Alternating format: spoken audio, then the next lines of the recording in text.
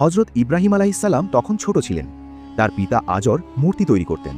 তিনি প্রতিদিন দেখতেন মানুষ সেই পাথরের মূর্তিগুলোর সামনে সিজদা করছে এবং তাদের কাছে সাহায্য চাইছে। একদিন তিনি তার পিতাকে বললেন, আব্বাজান, এই মূর্তিগুলো তো কথা বলতে পারে না, চলতেও পারে না, তবু তোমরা কেন এদের উপাসনা করো? তার পিতা রেগে গিয়ে বললেন, ইব্রাহিম, এগুলোই আমাদের খোদা, তুমি চুপ থাকো। কিন্তু হজরত ইব্রাহিম আলাইহিসসালামের হৃদয় সত্যে ভরে উঠেছিল। তিনি রাতের পর রাত চিন্তা করতেন এবং বলতেন, আমার রব এমন হতে পারেন না যাকে মানুষের হাতে বানানো হয়েছে। আমার রব তিনি, যিনি চাঁদ, সূর্য ও আকাশ সৃষ্টি করেছেন। একদিন তিনি দেখলেন সূর্য ডুবে গেল, চাঁদও লুকিয়ে গেল।